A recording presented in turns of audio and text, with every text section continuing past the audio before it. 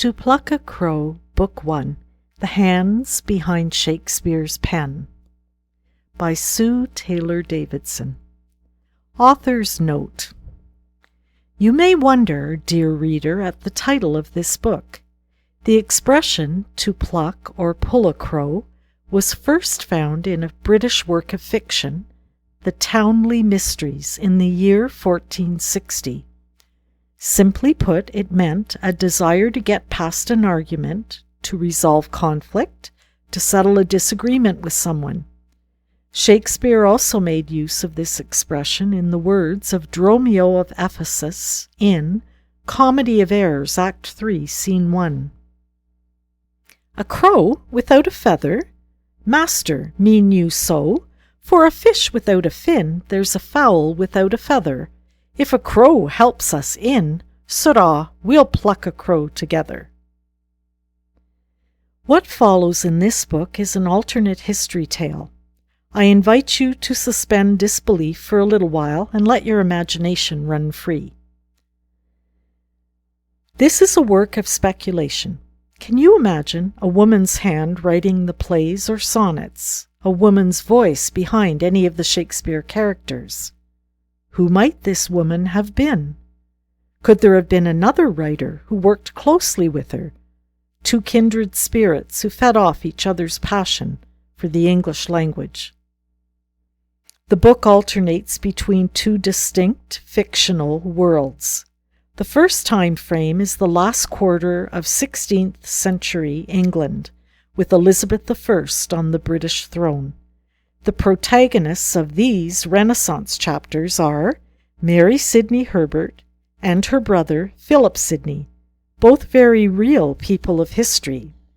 There is a lot of factual information and research contained in their story, and the rest is simply my rewriting of history, asking the question, could it have been these two who wrote the works of the first folio?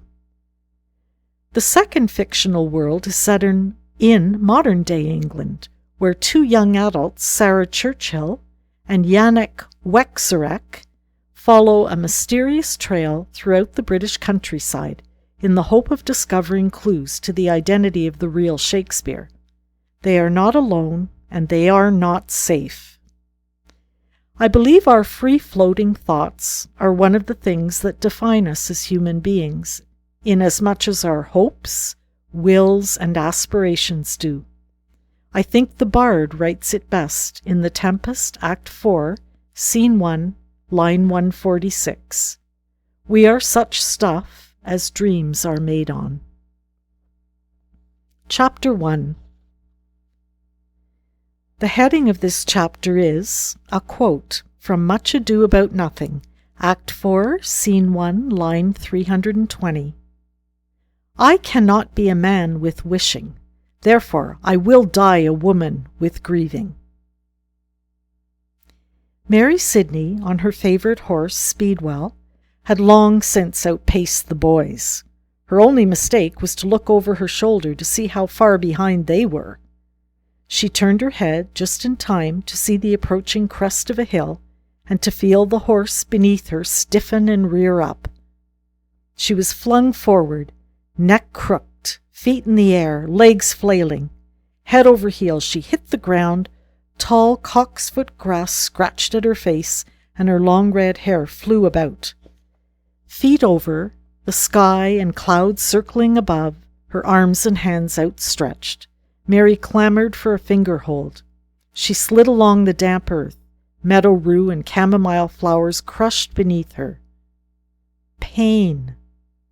Her knees and elbows burned, and as one arm made harsh contact with a bush, she came to an abrupt stop, rolled to one side and over onto her back. The clouds moved in a dizzying curve. The world turned much faster than it ought. She closed her eyes and waited. Philip reached the crest, sprung from his horse, and dropped to his knees panting. He should never have given in to his sympathetic instinct to let her win. Why had he allowed her to pass him? Crying out, "Mary, Mary, are you hurt?" he scrambled, half sliding, half galloping down the slope. He reached her and lightly touched her shoulder. She opened her eyes, tried to sit up, and failed as pain shot through both knees. "Are you harmed, Mary?" So anxious, so caring. She smiled up at him, but his face swayed as the sky rotated in another long arc. "I got here first," she whispered, and closed her eyes. The two other riders by now had reached the crest of the hill. They watched as Philip gently lifted her head into the crook of his arm. "Shall we run for help?" one shouted down. Philip looked worried.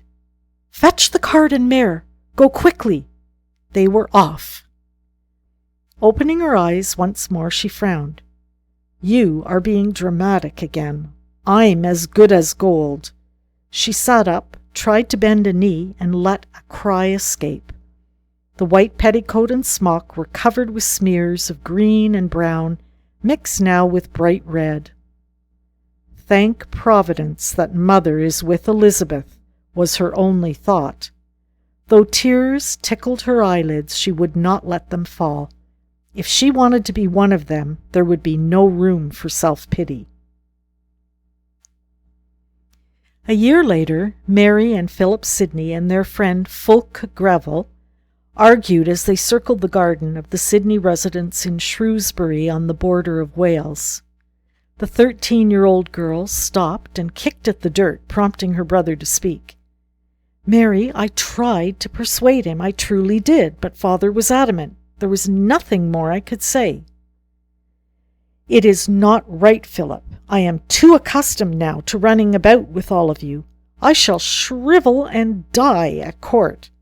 She tossed her bright red curls. "No matter. I will simply refuse. I will not go." It was Fulk's turn to try. "Believe me, Mary, it will go far worse for you if you refuse. I have been Philip's friend for many years, and I've witnessed his efforts to escape court life. Do not follow in his footsteps. To court you must go, or court disaster." The three friends laughed, but ruefully. Most young women of Mary's age would have given their eye teeth to live at court, to be constantly in the presence of the great Queen Elizabeth, the Protestant Tudor Queen, to attend lavish balls wearing beautiful clothing, to learn to dance, sing, and act in the theatrical plays Elizabeth so enjoyed. This was the life of court. The women would receive an extraordinary education in literature, languages such as French and Latin, history, etiquette, and needlework. Many a young girl dreamt of becoming a lady-in-waiting, a servant to her queen. Much would be expected of each girl, but so much would be provided to her too. As a special feature, there would be handsome and gallant courtiers about the court, also vying for the queen's favour. Who wouldn't want this life? Mary Sidney did not want it. Born with a fiercely independent streak, she was already excelling in languages, history, theatre, writing, and literature through the influence of her older brother Philip, her greatest teacher, and the tutors her father had provided for all his children. She knew all about court life, having, as a very young girl, often joined her mother, Mary, at various palaces as she faithfully served Elizabeth. "Come, Mary," Philip urged. "You must understand that the Queen wishes to protect you from the illness that took the life of our dear sister, Ambrosia. Elizabeth attributes her death to the cold climate and mouldy atmosphere of Ludlow Castle. She wants you near her so you will be protected. And after all, you have the rest of the summer with us here in Shropshire. No one can stop us from having our fun, and I have an idea that might cheer you." Philip caught a spark of intrigue in Mary's eyes. "We three, together, will construct a piece of theatre to amuse our friends and family. It will take a good deal of organizing, but you're up to it. Father will be pleased. What do you say?" Philip's look was both teasing and pleading. Mary examined his eyes, caught the dare, and her face lit up. "That's our Mary. She turns on a whim," Philip cried. The two young men slapped each other on the back, lifted Mary off her feet, and ran towards crumbling old Ludlow Castle in the distance. Henry Sidney watched from a second-floor window of his newly built family extension. He sighed heavily. It appeared Philip had managed the challenge. His daughter Mary, oh yes, she was a challenge so unlike her gentle mother, also named Mary, albeit a Dudley by birth. His poor dear young girl. He pulled at his beard. She needed her mother, needed her sweetness to round out her edges. God knew he also needed his wife. But for Elizabeth's demands and the young queen's smallpox, his wife would have been with them here at Ludlow Castle, here to support Henry as he arduously represented the Queen as President of the Council of Wales and the Marches, which included the northern counties of Gloucestershire, Shropshire, Worcestershire, and Herefordshire. What a year it had been! First the untimely death of dear Ambrosia, and then his wife's middle-of-the-night summons to London, where, after a hasty 2-day journey, she arrived to find Elizabeth in high fever and agitation. Mary Dudley Sidney was the only one Elizabeth would trust, half delirious as she was with smallpox, to care for her in her time of great illness. Mary's family of origin, the famous Dudleys, had first earned this trust through loyal servitude to King Henry VIII and 2 of his children, the young heir King Edward VI, and now Queen Elizabeth herself.